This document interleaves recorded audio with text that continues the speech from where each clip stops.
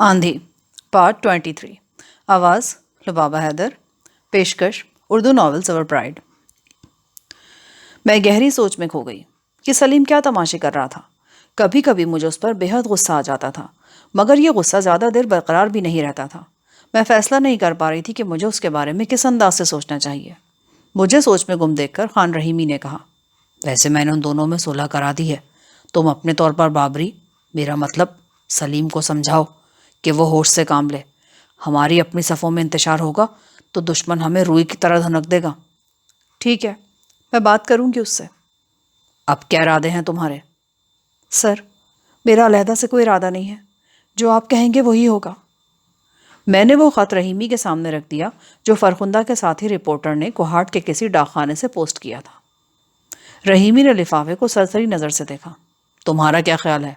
وہاب چنگیزی کو کیفر کردار تک پہنچانے کے لیے کیا یہ ثبوت کافی ہیں؟ سب کچھ آپ کے سامنے ہے جناب۔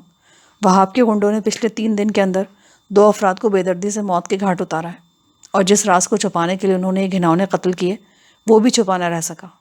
فرخندہ کے ساتھی کی اس تحریر کے مطابق اس امر کی ٹھوس شہادتیں موجود ہیں کہ چنگیزیوں نے ایک لڑکی کو اغوا کیا اور اس کی رہائی کے لیے آنے والے 4 افراد کو اذیت ناک موت سے دوچار کر کے بے کفن دبا دیا۔ کیا یہ سب کچھ قانون کی آنکھیں کھولنے کے لیے کافی نہیں؟ نہیں، یہ سب کچھ ناکافی ہے۔ جو کچھ میں دیکھ رہا ہوں وہ تم نہیں دیکھ سکتی۔ میں دیکھ رہا ہوں کہ چنگیزیوں نے قانون کو کس طرح الجھا رکھا ہے کہ وہ رسہ جسے ان کی پھانسی کا پھندا بننا چاہیے تھا ان کے ہاتھ کی کمند بنا ہوا ہے، اور اس کمند سے وہ جرائم کی نئی نئی چوٹیاں سر کر رہے ہیں۔ اس جمود کو توڑنے کے لیے ایک انقلاب کی ضرورت ہے، یا یوں کہہ لو کہ برائی کے اس درخت کو جڑ سے اکھاڑنے کے لیے ایک تند و تیز آندھی درکار ہے۔ میں نے رحیمی کی طرف دیکھا۔ وہ خاصا جذباتی ہو رہا تھا۔ اپنے جذباتی پن کو محسوس کر کے اس نے پائپ سے چند گہرے کش لیے اور دھیمے لہجے میں بولا، صبر مائی ڈیئر، تھوڑا سا صبر۔ میں تمہاری دلی کیفیت سے آگاہ ہوں۔ اپنی عزیز دوست اور اس کے منگیتر کی موت نے تمہیں زخم کر دیا ہے۔ فطری بات ہے کہ تم ان کے لیے انصاف چاہتی ہو، مگر میں ایک بار پھر تمہیں کہہ رہا ہوں کہ اس موقع پر کوئی بھی جلد بازی تمہاری منزل کو تم سے بہت دور کر دے گی۔ اگر دل پر بہت بوجھ ہے تو جاؤ، کسی کمرے کے کونے میں منہ دے کر جی بھر کر رو لو، پھر منہ ہاتھ دھو کر مسکراتی ہوئی میرے پاس آؤ۔ میں تمہیں ایک ایسا خوبصورت لطیفہ سناؤں گا نا کہ تمہیں شرطیاں ہنسی آئے گی۔ نہ آئے تو میرا نام خان رحیمی نہیں۔ عجیب آدمی تھا وہ، موقع محل دیکھے بغیر مسکرانے کی فکر میں رہتا تھا۔ اس سے پہلے بھی ایک دن وہ بڑی سنجیدگی سے ایک ایسی ہی شرط لگا چکا تھا۔ بڑے دعوے کے ساتھ اس نے شادین ٹیوانا کو لطیفہ سنایا تھا، اور جب اسے ہنسی نہیں آئی تو ہاتھ اٹھا کر بولا، ٹھیک ہے، میرا نام خان رحیمی نہیں ہے۔ اس کی اس ادا پر سبھی کھلکھلا کر ہنس پڑے تھے۔ خان رحیمی کو ملنے سے پہلے میرے سینے میں طوفان سے اٹھ رہے تھے۔ جی چاہتا تھا کہ ہوا کے گھوڑے پر بیٹھ کر فرخندہ کے قاتلوں کی تلاش میں نکل جاؤں، ان قاتلوں کی تلاش میں جن کی گردن پر صرف فرخندہ اور عابد کا خون ہی نہیں تھا بلکہ میرے فرحان کا بھی خون تھا۔ وہ جہاں بھی انہیں ڈھونڈ نکالوں، پھر خود مر جاؤں یا انہیں مار دوں۔ مگر رحیمی کی باتوں میں نہ جانے کیا جادو تھا کہ میرے اندر کے شعلے دھیمی آنچ میں بدلنے لگے۔ خان رحیمی کے بغیر بتائے ہی میں سمجھنے لگی کہ اس موقع پر میری کوئی بھی جلد بازی وہاب چنگیزی کے حق میں جائے گی۔ وہ مجرم ضرور تھا، لیکن ان مجرموں میں سے تھا جن کا جرم ثابت کرنا جو شیڈ لانے کے مترادف ہوتا ہے۔ رحیمی کے کہنے پر میں خاموشی سے اپنے کمرے کی طرف چل دی۔ برآمدے میں پہنچ کر مجھے چودھری شہاب کا خیال آیا اور میرے قدم خود بخود مہمان خانے کی جانب اٹھ گئے۔ شام ہو چکی تھی۔ کوٹھی کی راہداریوں اور کمرے میں بلب جلنے لگے تھے۔ سامنے ہی دینو ہاتھ میں ایک بڑی سی ٹرے اٹھائے تیز تیز قدموں سے کسی کمرے میں جا رہا تھا۔ اس کی چال میں بڑا نسوانی سا لوچ تھا، دیکھ کر خواہ ہنسی آ جاتی تھی۔ میں نے اسے اپنی طرف متوجہ کرنا ضروری نہیں سمجھا۔ اس کی زبان قینچی کی طرح چلنے لگتی تھی، اور کچھ نہیں تو 5-10 منٹ تو ضرور ہی ضائع ہو جاتے۔ میں خاموشی سے اس کے پیچھے ہی پیچھے چلتی رہی۔ جلدی معلوم ہو گیا کہ اس کی منزل بھی مہمان خانہ ہی ہے۔ دراصل وہ چودھری شہاب کے لیے کھانا لے کر جا رہا تھا۔ میں اس کمرے میں پہنچی تو چودھری شہاب غسل خانے سے نکل کر واپس بستر پر پہنچنے کی کوشش کر رہا تھا۔ اس کا ایک پیر پٹیوں میں جکڑا ہوا تھا، پیشانی پر بھی بھاری بھرکم پٹی تھی۔ میں نے جلدی سے آگے بڑھ کر اسے سہارا دیا۔ مجھے دیکھ کر وہ بھوچنکا رہ گیا۔ اسے بستر پر پہنچا کر میں سامنے کرسی پر بیٹھ گئی۔ دینو ٹرے میز پر رکھ چکا تھا۔ وہ غصیلے لہجے میں بولا، شاہدہ بی بی، یہ بابری تو مجھے بالکل بھی چنگا نہیں لگتا۔ پتہ نہیں آپ کو کیوں اچھا لگتا ہے۔ اب دیکھیں نا، اس نے چودھری صاحب سے بدو بدی لڑائی مول لی ہے، بالکل ناضروری طور پر۔ ذرا سوچے، ایک بندہ لڑنا ہی نہیں چاہتا، آگے سے ہاتھ نہیں اٹھاتا، تو دوجے کو بھی تو کچھ حیا آنی چاہیے نا۔ پتہ نہیں کس پہاڑی بکرے کی اولاد ہے وہ، اتنی زور سے ٹکر ماری چوری صاحب کو کہ سارا متھا نیلا ہو گیا، پیر پر بھی اینٹیں ماری، 2-3 انگلیاں کڑچ کر دیں۔ وہ تو شکر ہے اوپر والے کا کہ لوگوں نے بچ بچاؤ کرا دیا تھا۔ شہاب مسکراتے ہوئے بولا، اوے میراثی، تو ایسے کہہ رہا ہے جیسے خود ہی وہاں موجود تھا۔ میں موجود نہیں تھا پر محسوس تو کر سکتا ہوں نا، احساس بھی کوئی شے ہوندی ہے۔ چودھری شہاب، مجھے سب کچھ معلوم ہو چکا ہے، تمہیں یہ زخم میری وجہ سے آئے ہیں، میں بہت شرمندہ ہوں۔ شرمندہ ہونے کی کیا ضرورت ہے آپ کو؟ اس میں آپ کا کوئی قصور نہیں۔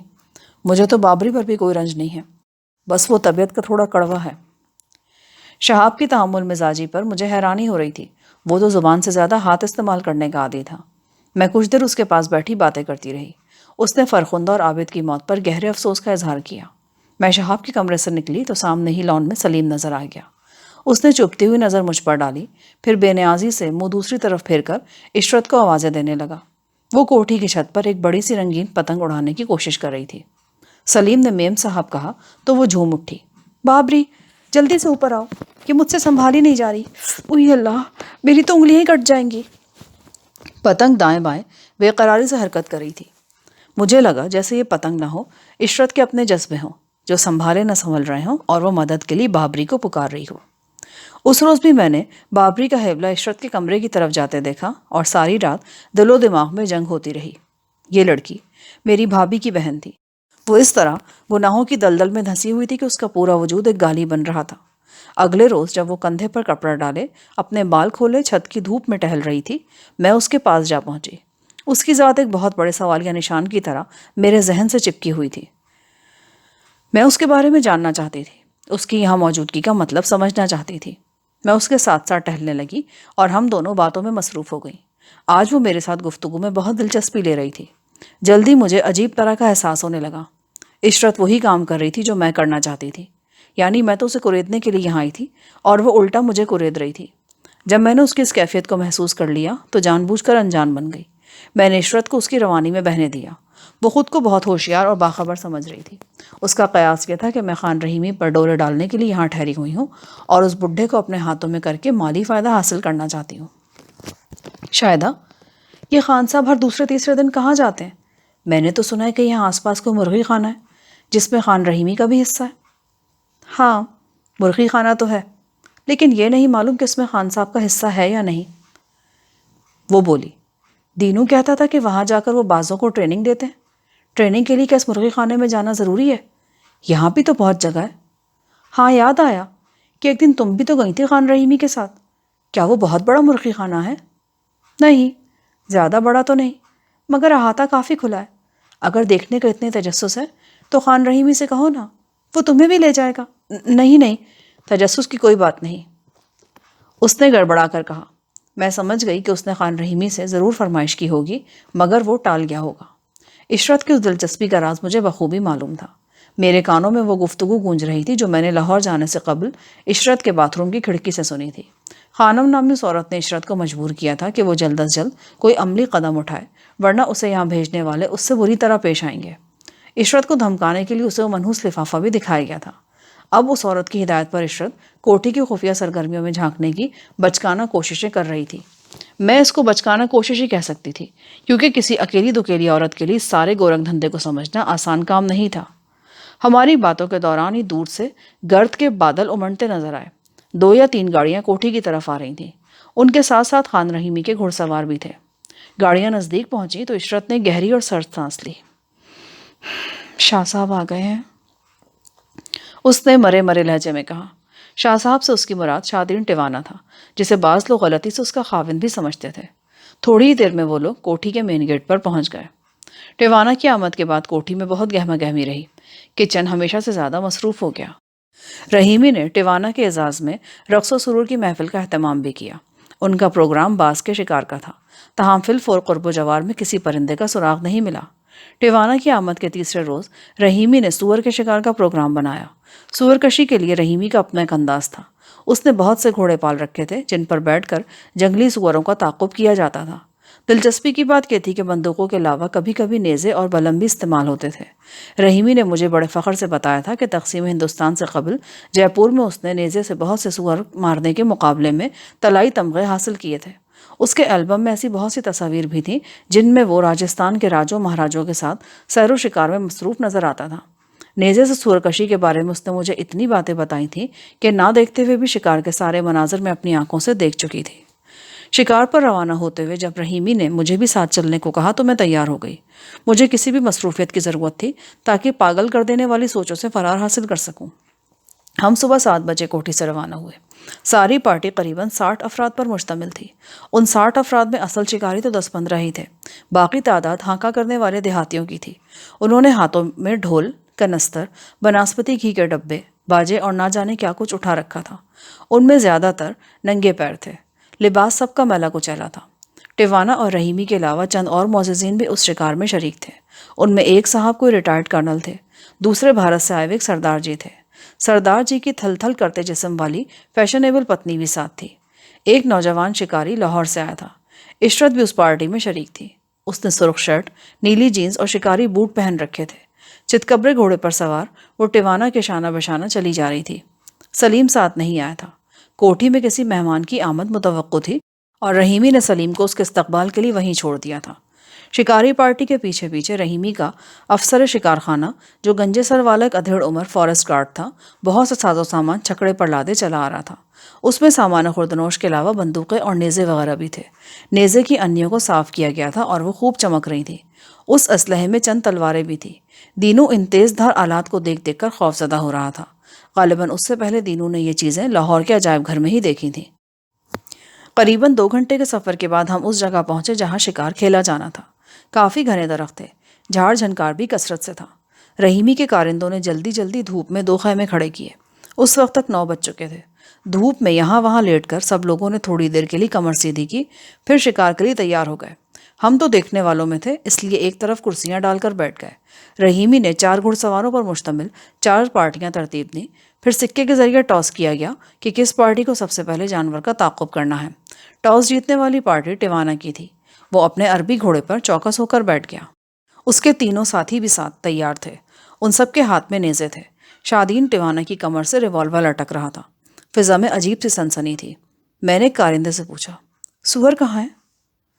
اس نے انگلی سے اشارہ کرتے ہوئے بتایا کہ اس سامنے والے جھنڈ سے نکلے گا۔ وہ درختوں اور جھاڑیوں کا ایک کافی بڑا جھنڈ تھا۔ کہیں کہیں لمبی جنگلی گھاس بھی اگی ہوئی تھی۔ میں نے دیکھا ہانکا کرنے والے افراد جو یہاں تک پاپیادہ ہمارے ساتھ آئے تھے، اپنے سامان کے ساتھ جھنڈ کی 3 اطراف پھیل رہے ہیں۔ جیسا کہ بعد میں پتہ چلا، رحیمی کے بھیجے ہوئے کھوجیوں نے ہمارے پہنچنے سے پہلے 2 مختلف مقامات پر 2 جانوروں کو گھیر رکھا تھا۔ ان میں سے ایک جانور اس جھنڈ میں تھا۔ اب اسے ہانکا کر کے باہر نکالا جانا تھا۔ یہ منظر دیکھنے سے تعلق رکھتا تھا۔ ٹیوانا کے مخصوص اشارے پر دیہاتیوں نے ہانکا شروع کر دیا۔ ایکا ایک ہی ڈھول، کنستر، باجے، سب کچھ بجنے لگا۔ ہانکا کرنے والے منہ سے بھی ہاؤ ہو کی آوازیں نکال رہے تھے۔ ٹیوانا اور اس کے ساتھیوں کے تربیت یافتہ گھوڑے چوکس ہو گئے۔ ان کے کان کھڑے ہو گئے۔ ہانکا کرنے والے اپنا گھیرا تنگ کرتے ہوئے 3 اطراف سے آگے بڑھنے لگے، اور پھر ہم نے ایک سیاہی مائل جانور کو، جو عام سائز کے کتے سے دگنا تھا، جھاڑیوں سے نکلتے دیکھا۔ اس کی لمبی تھوتنی دیکھ کر جسم میں کپ کپی دوڑ گئی۔ وہ تیزی سے مخالف سمت میں بھاگا جا رہا تھا۔ اس پر نظر پڑتے ہی ٹیوانا اور اس کے ساتھیوں نے گھوڑوں کو ایڑ لگائی اور وہ سور کے پیچھے لپکے۔ گھوڑوں کی آہٹ سنتے ہی سور کے جسم میں جیسے بجلی دوڑ گئی۔ وہ بدک کر پوری رفتار سے بھاگا۔ گھوڑے تند بگولوں کی طرح اس کے پیچھے گئے۔ ہم سب بے ساختہ اپنی کرسیوں کے اوپر کھڑے ہو کر دیکھنے لگے۔ چھوٹی چھوٹی جھاڑیوں والے گرد آلود میدان میں وہ ایک سنسنی خیز دوڑ تھی۔ جنگلی سور گھوڑوں کے آگے سرپٹ بھاگ رہا تھا۔ ہمارے دیکھتے ہی دیکھتے وہ ایک نشیبی راستے پر اوجھل ہو گیا۔ چند لمحے بعد گھوڑے بھی اس نشیب میں اتر گئے۔ ٹیوانا اور اس کے ساتھیوں کی واپسی قریباً 15 منٹ بعد ہوئی۔ وہ کھسیانی ہنسی ہنس رہے تھے۔ معلوم ہوا کہ سور نکل بھاگنے میں کامیاب ہو گیا ہے۔ صرف ایک سوار کا نیزہ اسے معمولی زخم لگا سکا تھا۔ گھوڑے پسینہ پسینہ ہو کر ہانپ رہے تھے۔ سوار بھی نڈھال سے تھے۔ ابھی رحیمی ان سے اس ہیٹ کی تفصیلات پوچھ ہی رہا تھا کہ اچانک عقب سے شور سنائی دیا۔ بہت سے دیہاتی ایک ساتھ چیخ اٹھے۔ ہم نے مڑ کر دیکھا تو ایک سور ہانکا کرنے والوں سے گھبرا کر سیدھا ہماری طرف بھاگا چلا آ رہا تھا۔ یہ خوفناک منظر تھا۔ عشرت کی چیخیں نکل گئیں۔ رحیمی اور اس کے ساتھی گھوڑوں پر سوار تھے۔ ویسے بھی اب ان کی باری تھی۔ رحیمی نے گھوڑے کو ایڑ لگائی اور نیزہ سونت کر جانور کی طرف بڑھا۔ سور نے گھوڑوں کو اپنی طرف آتے دیکھا تو پچھلے پیر پر گھوم کر رخ بدلا اور مخالف سمت میں بھاگا۔ ایک بار پھر تعاقب کا سنسنی خیز منظر دیکھنے میں آیا۔ رحیمی نے بھاگتے گھوڑے سے سور پر نیزہ پھینکا۔ وہ اس کی پشت سے اچھل کر جھاڑیوں میں گم ہو گیا۔ تاہم رحیمی کے ایک ساتھی نے جانور پر کاری وار کیا۔ بڑے شاندار طریقے سے بھاگتے گھوڑے سے جھک کر اس نے نیزہ سور کی پسلیوں میں اتار دیا۔ یہ کاری زخم کھا کر جسیم سور تیزی سے پلٹا اور گھوڑے پر حملہ آور ہوا۔ گھوڑا سوار سمیت اوندھے منہ جھاڑیوں میں گرا۔ سور کی پسلیوں میں پھنسا ہوا نیزہ بڑا خوفناک منظر پیش کر رہا تھا۔ اس سے پہلے کہ سور گرے ہوئے سوار پر حملہ آور ہوتا یا اپنی مہلک تھوتنے سے گھوڑے کا پیٹ پھاڑ ڈالتا، پارٹی کے ایک پٹھان ممبر اصغر شاہ نے یا علی کا نعرہ لگا کر ایسی مہارت سے نیزہ مارا کہ وہ سیدھا سور کے سینے میں جا گھسا۔ دوسرا نیزہ کھا کر اس نے زمین پر اتنی تیزی سے لوٹنیاں کھائیں کہ دونوں نیزوں کے دستے توڑ دیے۔ چند ہی لمحے بعد وہ تڑپ کر ساکت ہو گیا۔ اسے کھینچ کر خیموں کے پاس لایا گیا۔ وہ خاصا جسیم جانور تھا۔ اس شکار کے قانون کے مطابق شکار کا کریڈٹ اسی گھڑ سوار کو جاتا ہے جس کا نیزہ سب سے پہلے جانور کو چھوئے۔ اس طرح یہ شکار خان رحیمی کے کھاتے میں گیا، حالانکہ وہ صرف ایک کمزور سوار ہی کر سکا تھا۔ میں نے رحیمی سے پوچھا کہ جب سور نے گھڑ سوار کو نیچے گرا دیا تھا اور چند لمحوں کے لیے سوار کی جان کو خطرہ پیدا ہو گیا تو آپ نے گولی کیوں نہیں چلائی؟ جواب میں رحیمی نے بتایا کہ شکار کے قواعد کے مطابق یہ لڑائی آتشی اسلحے کے بغیر لڑی جاتی ہے۔ شکار اور شکاری کے لیے مرنے اور مارنے کے یکساں مواقع ہوتے ہیں، اور بعض اوقات واقعی شکاری کو لینے کے دینے پڑ جاتے ہیں۔ ہیٹ یعنی تعاقب شروع ہونے کے بعد اگر کوئی شکاری گھبرا کر رائفل وغیرہ کا استعمال کرتا ہے تو اسے نہ صرف مقابلے سے خارج قرار دیا جاتا ہے بلکہ اس کے ساتھی اسے بزدل بھی گردانتے ہیں۔ میں حیرت اور خوف کے ملے جلے احساس سے سب کچھ سن رہی تھی۔ اسی دوران کھوجیوں نے آ کر اطلاع دی کہ خشک نالے کی دوسری جانب گنے کے کھیتوں میں کچھ اور سوروں کا سراغ ملا ہے۔ اس اطلاع سے شکاریوں میں جوش و خروش کی لہر دوڑ گئی اور وہ گھوڑوں کے ذہن بند کسنے کے بعد اس جانب روانہ ہو گئے۔ ماردھاڑ کا یہ سلسلہ لنچ کے وقفے کے سوا شام تک جاری رہا۔ موسیقی کے علاوہ ناؤ نوش کا بھی انتظام تھا۔ کچھ لوگ قریبی جوہڑ میں چھوٹی مچھلی کا شکار کھیلنے لگے، کچھ نے ایئر گن سے پرندوں کو شکار بنانا شروع کر دیا۔ شام کے سائے پھیل رہے تھے جب اچانک مجھے احساس ہوا کہ عشرت کافی دیر سے نظر نہیں آ رہی۔ آخری بار میں نے اسے کوئی ڈیڑھ گھنٹہ پہلے دیکھا تھا جب وہ دینو سے باتیں کر رہی تھی۔ میں دینو کے پاس پہنچی اور اس سے پوچھا کہ عشرت کہاں ہے؟ اس نے کہا، جی میں کی کہہ سکتا، ابھی تو اتھے ہی تھی، وہ سامنے والے درختوں میں گھڑ سواری کی مشق کر رہی تھی۔ تم سے تو باتیں بھی کر رہی تھی۔ وہ کیا کہہ رہی تھی؟ وہی مرغی خانے کا ذکر چھڑا ہوا تھا، پوچھتی تھی یہاں سے کتنی دور ہے؟ میں نے کہا یہاں سے تو نیڑے ہی ہے، میل 1.5 میل کا فاصلہ ہے۔ تینوں کی بات سن کر فوراً میرے ذہن میں آیا کہ ہو نہ ہو وہ بے وقوف عورت اسی طرف نکل گئی ہے۔ اسے معلوم نہیں تھا کہ وہ کیا کر رہی ہے۔ اس مرغی خانے کے گرد نگراں آنکھوں کا جال بچھا ہوا تھا۔ وہ جاسوسی کے شوق میں خواہ مخواہ مصیبت میں پھنس سکتی تھی۔ دینوں سے بات کرنے کے بعد میں خیمے میں آ گئی۔ میرا ارادہ تھا کہ ٹیوانا کو عشرت کی غیر موجودگی سے آگاہ کروں تاکہ وہ اسے ڈھونڈ کر واپس لائے، پر خیموں میں پہنچ کر پتہ چلا کہ ٹیوانا اور رحیمی تو گھوڑوں پر سوار ہو کر چلے گئے ہیں اور معلوم نہیں اب کب لوٹیں گے۔ ہو سکتا ہے کہ سب لوگوں کو رات بھی یہیں گزارنا پڑے۔ میرے پوچھنے پر ایک کارندے نے بتایا کہ کہیں قریبی باز کا ایک گھونسلہ ملا ہے۔ اگر معاملہ باز کے گھونسلے کا تھا تو پھر واقعی آج شکار پارٹی کا واپس جانا ممکن نہیں تھا۔ شام کے سائے تیزی سے پھیل رہے تھے۔ میں نے سوچا اندھیرا ہونے سے پہلے عشرت کو تلاش کر لینا چاہیے۔ میں نے دینوں کو ساتھ لیا اور ہم دونوں بھلے مانس سے گھوڑوں پر سوار ہو کر عشرت کو ڈھونڈنے نکلے۔ مرغی خانے کی جانب اندازاً 2 میل تک سفر کے باوجود جب مرغی خانے کے آثار نظر نہیں آئے تو مجھے خدشہ محسوس ہوا کہ ہم اصل راستے سے بھٹک گئے ہیں۔ راستے میں ایک بوڑھے کسان سے مرغی خانے کا پتہ پوچھا تو میرے شبہ کی تصدیق ہوئی۔ مرغی خانہ ہم سے کوئی 1 میل پیچھے دائیں جانب چھوٹ گیا تھا۔ شام گہری ہو گئی تھی اور تاریکی تیزی سے قرب و جوار کے مناظر کو نگلتی جا رہی تھی۔ ہم اپنا رخ درست کر کے پھر مرغی خانے کی طرف روانہ ہوئے۔ تقریباً 5-6 فرلانگ فاصلہ طے کیا ہوگا کہ اچانک سامنے سے روشنیاں نظر آئیں۔ یہ روشنیاں اچھلتی کودتی تیزی سے پاس آ رہی تھیں۔ مجھے اندازہ ہوا کہ یہ مشل بردار گھڑ سوار ہیں۔ اس دوران ایک ہیولا سڑپٹ بھاگتا ہمارے سامنے سے گزرا۔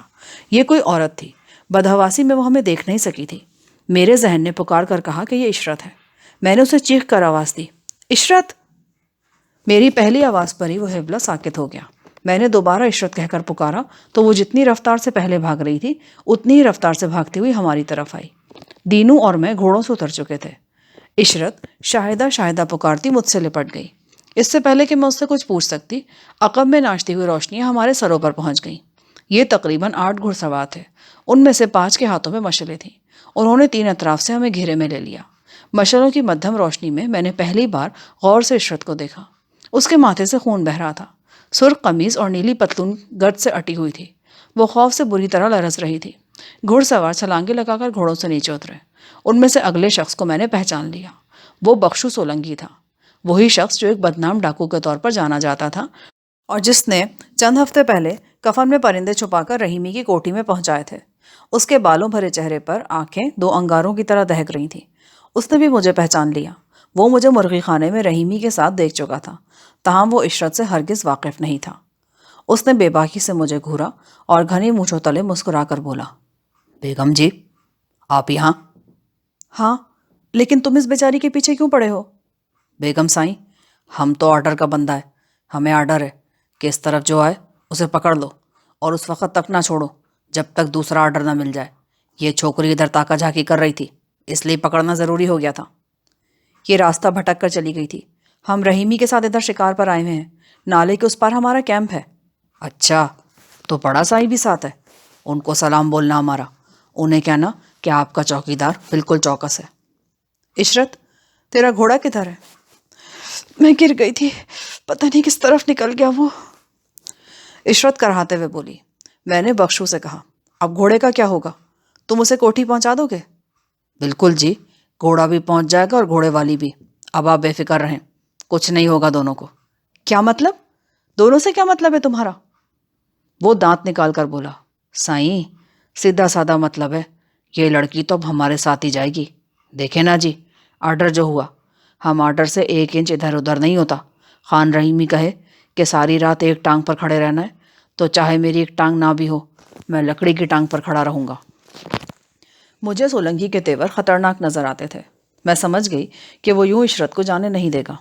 ٹھیک ہے، تم حکم کے اتنے ہی پابند ہو تو چلو ہمارے ساتھ کیمپ میں، وہاں خان رحیمی سے جھاڑ کھا لو چل کر۔ نا جی، آپ کیوں مجھے غلط کام پر مجبور کر رہی ہیں؟ جو میرے آرڈر ہے میں نے آپ کو بتا دی ہے، میرا کم صرف بندے کو پکڑنا ہے، پکڑ کر لانا نہیں۔ آپ اس لڑکی کو بے فکر ہو کر ہمارے پاس چھوڑ جائیں، اور اگر بڑے سائیں آپ کے ساتھ ہیں تو انہیں جا کر بتا دیں، وہ جو مناسب سمجھیں گے کر لیں گے۔ عشرت نے ان خطرناک صورتوں والے خدائی فوجداروں کی طرف دیکھا اور میرے بازو کے ساتھ چمٹ گئی۔ نہیں شائندہ، مجھے ان گنڈوں کے حوالے نہ کرنا۔ سولنگی، یا تو ہمیں جانے دو یا ہمارے ساتھ چلو۔ وہ ڈھٹائی سے بولا، یہ دونوں باتیں ممکن نہیں ہیں جی۔ ہماری گفتگو تکرار کا رنگ اختیار کر گئی، اور تکرار جب زیادہ بڑھی تو میں نے عشرت کا بازو تھام کر اپنے گھوڑوں کی طرف قدم بڑھایا۔ سولنگی بازو پھیلا کر میرے راستے میں آ گیا۔ میں نے گرم چادر کے نیچے سے وہ ریوالور نکال لیا جو میں خان رحیمی کے خیمے سے ساتھ لے کر آئی تھی۔ ریوالور میں پوری گولیاں موجود تھیں۔ ریوالور دیکھ کر سولنگی ٹھٹک گیا، میرے دماغ میں دھن سی بھرتی جا رہی تھی۔ میں نے دونوں ہاتھوں میں مضبوطی سے تھاما ریوالور سیدھا کیا تو سولنگی غیر ارادی طور پر ایک قدم پیچھے ہٹ گیا۔ وہ کوئی عام آدمی ہوتا تو میرے انداز پر گھبرا جاتا، مگر وہ ایک مفرور ڈاکو تھا، یہ ریوالور اس کے لیے کھلونے سے زیادہ اہمیت نہیں رکھتا تھا۔ اس کے پیچھے ہٹنے کی وجہ میرے چہرے کے تاثرات تھے جو یقیناً مروب کرنے والے تھے۔ سولنگی، ہمارے راستے میں نہیں آنا ورنہ میں گولی چلا دوں گی۔ گولی چلا دوں گی تو کیا ہوگا؟ کیا یہاں سے بچ کر نکل جاؤ گی؟ میں نے دیکھا سولنگی کے ساتھیوں نے کم از کم 3 رائفلوں کے منہ ہماری طرف کر رکھے تھے۔ خود کو بھری ہوئی رائفلوں کی زد میں محسوس کرنا ایک عجیب تجربہ تھا۔ میں جانتی تھی کہ میں نے گولی چلائی تو وہ بھی گولی چلانے کے لیے آزاد ہوں گے۔ میں گھوڑوں کی طرف بڑھی تو سولنگی نے آگے بڑھ کر مجھے روکنا چاہا۔ میں نے دونوں انگلیوں سے ریوالور کا گھوڑا دبا دیا، دھماکے سے شعلہ نکلا اور گولی سولنگی کے پاؤں کے پاس زمین میں پیوست ہو گئی۔ وہ جھٹکا کھا کر رک گیا۔ سولنگی، مجھے آزمائش میں نہ ڈال، بات معمولی ہے لیکن میں اس پر جان بھی دے سکتی ہوں اور جان لے بھی سکتی ہوں۔ میرے لہجے نے سولنگی پر خاطر خواہ اثر کیا۔ وہ کچھ دیر تک میرا چہرہ پڑتا رہا، تب اس کے بالوں بھرے چہرے پر مسکراہٹ نظر آئی۔ اس نے مشل والا ہاتھ نیچے کیا اور اپنے ساتھیوں کو ہاتھ کے اشارے سے پیچھے ہٹنے کا حکم دیا۔ وہ رائفلیں جھکا کر پیچھے ہٹ گئے۔ ٹھیک ہے بیگم جی، تم جاؤ، میں بڑے سائیں سے بات کروں گا اس بارے میں، سولنگی بھاری آواز میں بولا۔ اس کا ایک ساتھی بولا، ہم عورت جات پہ ہاتھ نہیں اٹھاتے، ورنہ بتاتے آپ کو کہ یہ لڑکی یہاں سے کیسے جا سکتی ہے۔ میں عشرت کو ساتھ لے کر گھوڑے پر آ بیٹھی۔ دینو بھی لرزتا کانپتا گھوڑے پر سوار ہو چکا تھا۔ سولنگی نے ایک شاخ سے دونوں گھوڑوں کو ضرب لگائی تو وہ ہمیں لے کر آگے بڑھنے لگے۔ رات سرد اور تاریک تھی۔ خیموں کے گرد 3-4 جگہ الاؤ دہک رہے تھے۔ ان کے قریب شکار پارٹی کے ارکان بیٹھے اونگ رہے تھے یا لیٹے ہوئے تھے۔ میرے اور عشرت کے لیے ایک چھوٹی سی چھلداری علیحدہ لگا دی گئی تھی۔ چولداری سے باہر خان رحیمی کا ایک مسلح پہرے دار موجود تھا۔ وہ بھی اپنا چھوٹا سا علیحدہ الاؤ دہکائے بیٹھا تھا۔ خود کو بیدار رکھنے کے لیے وہ گاہے گاہے نسوار کی چٹکی ناک میں چڑھا لیتا اور ایسی دھواں دھار چھینکیں مارتا کہ سناٹے میں دور تک آواز گونجتی۔ رحیمی، ٹیوانا اور دیگر افراد ابھی باز کے تعاقب سے واپس نہیں لوٹے تھے۔ میں نے گھڑی پر نگاہ دوڑائی۔ دونوں سوئیاں 12 کے ہندسے پر گلے مل رہی تھیں۔ عشرت میرے بالکل پاس لیٹی ہوئی تھی۔ اس کا ایک پاؤں میرے پاؤں کو چھو رہا تھا، جیسے وہ میری موجودگی کے احساس کو اجاگر رکھنا چاہتی ہو۔ وہ مسلسل رو رہی تھی۔ میں خود چاہتی تھی کہ اس کے دل کا بوجھ ہلکا ہو جائے اور اپنی ذات کے گرداب سے نکل کر وہ مجھے کچھ بتانے کے قابل ہو سکے۔ میرے دماغ میں کئی دنوں سے ایک شک یقین کی حدوں کو چھونے لگا تھا۔ مجھے معلوم تھا کہ میری بڑی بھابھی سمینہ کی ایک چھوٹی بہن ناروے میں اپنے کسی ماموں کے پاس رہتی ہے اور وہیں تعلیم حاصل کر رہی ہے۔ کم از کم ہمیں یہی بتایا گیا تھا۔ یوں لگ رہا تھا جیسے ناروے میں تعلیم حاصل کرنے والی بہن یہی عشرت ہے جو ناروے کے بجائے جنگ کے مضافاتی علاقے میں ہے اور کچھ عیاش زمینداروں کے ہاتھوں کا کھلونا بنی ہوئی ہے۔ آج میں نے اسے جس طرح سولنکی کے ہاتھوں سے بچایا تھا وہ بہت احسان مند ہوئی تھی۔ اس کے دل میں میرے لیے انسیت اور اعتماد کا جذبہ پیدا ہوا تھا اور اجنبیت کی ایک دیوار سی ہم دونوں کے درمیان ڈھہ گئی تھی۔ اس کی دلی کیفیت محسوس کر کے مجھے امید پیدا ہو چلی تھی کہ آج کی رات وہ مجھے اپنے دکھوں میں ضرور شریک کرے گی، اور میرا یہ اندازہ درست نکلا۔ کچھ دیر کے بعد عشرت نے تکیے سے سر اٹھا کر چولداری کے بانس سے ٹیک لگائی اور کہنا شروع کیا۔ ہم 2 بہنیں تھیں۔ ہماری ماں بہت مہربان اور نیک خاتون تھی، لیکن وہ ہماری سگی ماں نہیں تھی۔ یہ بات صرف ہم دونوں بہنوں کو ہی معلوم تھی۔ معلوم بھی کیا تھا، بس ایک اندازہ سا تھا جسے ہماری ماں نے بھی کبھی نہیں جھٹلایا۔ عام لوگوں کو یہی پتا تھا کہ ہمارا گھرانہ سابقہ مشرقی پاکستان سے اجڑ کر آیا ہے اور اب آگے پیچھے ہمارا کوئی نہیں ہے۔ میں نے میٹرک کا امتحان اچھے نمبروں سے پاس کیا۔ میری بڑی بہن سمینہ ان دنوں 2nd ایئر میں پڑھتی تھی۔ یہاں میں تمہیں بتا دوں کہ میرا اصل نام عشرت نہیں، زرینہ ہے۔ زرینہ کی عشرت بننے کی کہانی بڑی مختصر مگر بڑی المناک ہے۔ یہ کہانی ہمارے معاشرے میں اس طرح رچ بس گئی ہے کہ اب کہانی ہی نہیں رہی، اسے تو ایک رسم کہنا چاہیے جو حوث کی قربان گاہ پر نادان محبتوں کو بھیٹ چڑھا کر ادا کی جاتی ہے۔ ہمارے محلے میں اشرف نامی ایک لڑکا تھا۔ اسکول میں آتے جاتے وہ اکثر مجھے راستے میں کھڑا ملتا۔ دھیرے دھیرے میں بھی اسے پسند کرنے لگی۔ وہ بے حد شرمیلا تھا اور بات کرتے ہوئے ڈرتا تھا۔ یہ سلسلہ کوئی 1.5 سال چلتا رہا، پھر اس نے مجھے خط دینے شروع کر دیے۔ پتہ نہیں کیوں میں نے اس بارے میں ماں کو بتا دیا۔ ماں نے اس لڑکے کو سریرا روک کر ڈانٹا۔ 3-4 ماہ کے لیے معاملہ ٹھنڈا پڑ گیا۔ کچھ عرصے بعد میری ایک سہیلی کے ہاتھ اس نے پیغام بھجوایا کہ وہ مجھ سے ملنا چاہتا ہے۔ میں انکار نہ کر سکی اور ہماری ملاقاتیں ہونے لگی۔ ہم ان دنوں کراچی میں رہتے تھے اور کراچی کی کوئی سحرگاہ ہم نے نہیں چھوڑی۔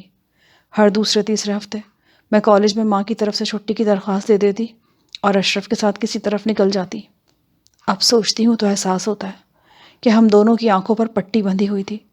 لگتا تھا ہم ہی عقل مند ہیں، باقی سب بے وقوف ہیں۔ کسی کو کچھ نہیں پتا کہ ہم کیا کر رہے ہیں۔ ایک روز حسب معمول میں نے گھر سے کالج کی راہ لی، مگر کالج جانے کے بجائے اپنی سہیلی کے ساتھ بس میں بیٹھی اور تفریحی پارک چلی گئی۔ اس سے پہلے بھی 1-2 دفعہ اس پارک میں اشرف سے میری ملاقات ہو چکی تھی، مگر اس روز نہ جانے کیا ہوا کہ وہ مقررہ وقت پر پہنچ نہ سکا۔ میں اور عذرا یوں ہی ادھر ادھر گھوم رہی تھیں کہ آوارہ لڑکوں کا ایک گروہ ہمارے پیچھے لگ گیا۔ انہوں نے ہمیں اس قدر ستایا کہ ہماری آنکھوں سے آنسو نکل پڑے۔ ہم پارک سے نکلنا چاہتی تھیں مگر وہ ہمیں گھیر کر کھڑے ہو جاتے۔ اتنے میں درمیانی عمر کا ایک لمبا تڑنگا شخص آیا۔ اس نے 2 لڑکوں کو تھپڑ مارے اور باقیوں کو ڈانٹ ڈپٹ کر کے ہمیں اس مصیبت سے نجات دلائی۔ وہ ہمیں لے کر قریبی کھڑی نیلی گاڑی میں آ گیا۔ گاڑی میں ایک اور شخص بھی موجود تھا۔ انہوں نے بتایا کہ وہ سادہ لباس میں پولیس کے آدمی ہیں اور آوارہ گرد طالب علموں کو پکڑنے کے لیے یہاں ڈیوٹی پر ہیں۔ انہوں نے ہمارے نام اور گھر کا پتہ پوچھنا شروع کر دیا۔ ہم گھبرا گئے۔ اس وقت ہمارے ذہن میں بالکل بھی یہ نہیں آیا کہ یہ لوگ جھوٹ بول رہے ہیں اور ان کا تعلق قانون کے محافظوں سے نہیں بلکہ قانون شکنوں سے ہے۔ انہوں نے کہا کہ ہمیں پولیس اسٹیشن چلنا ہوگا اور وہاں سے ہماری رہائی والدین کی ضمانت پر ہوگی۔ گاڑی روانہ ہوئی تو سخت گھبراہٹ کے باوجود مجھے احساس ہوا کہ کوئی گڑبڑ ہے۔ میں نے کار سواروں سے کہا کہ وہ گاڑی روکیں اور ہمیں کسی وردی والے سے بات کرنے دیں۔ انہوں نے سنی انسنی کر کے گاڑی کی رفتار اور تیز کر دی۔ اس دوران عذرا نے جو بائیں طرف بیٹھی تھی ایک سنسان موڑ پر دروازہ کھولا اور چھلانگ لگا دی۔ میں نے اسے دور تک کنارے کی مٹی میں لڑکھنیاں کھاتے دیکھا۔ اس سے پہلے کہ میں بھی عذرا والا قدم اٹھاتی، اگلی سیٹ پر بیٹھے ہوئے آدمی نے مجھے بے بس کر دیا۔ اس کے دوسرے آہنی ہاتھ نے میرے منہ کو ڈھانپ لیا۔ جلدی میں دم گھٹنے کی وجہ سے بے ہوش ہو گئی۔ ہوش آیا تو میں ایک ہوٹل کے کمرے میں تھی۔ وال کلاک بتا رہا تھا کہ میں تقریباً 4 گھنٹے بعد ہوش میں آئی ہوں۔ اجنبی چار دیواری میں جوان لڑکی کے گزارے ہوئے چند لمحے بھی ناقابل معافی ہوتے ہیں۔ میں تو کئی گھنٹے گزار چکی تھی۔ میں اب اس لڑکی سے بہت مختلف تھی جو صبح کالج جانے کی آڑ میں اپنے محبوب سے ملنے نکلتی ہے۔ پھر آہٹ ہوئی اور کمرے کا دروازہ کھل گیا۔ میں نے بے ہوشی اور غنودگی کی درمیانی حالت میں دیکھا کہ میری بوڑھی والدہ روتی آنکھوں کے ساتھ اندر داخل ہو رہی ہیں، مجھے سینے سے لگا رہی ہیں، سنبھالنے کی کوشش کر رہی ہیں۔ میں ٹوٹے برتن کے ٹکڑوں کی طرح ان کے ہاتھوں سے گر گر جا رہی تھی۔ صدمے کی زیادتی سے میں ایک بار پھر بے ہوش ہو گئی۔ یہاں پر پارٹ 23 کا اختتام ہوتا ہے۔ آگے کہانی سننے کے لیے پارٹ 24 سماعت فرمائیں۔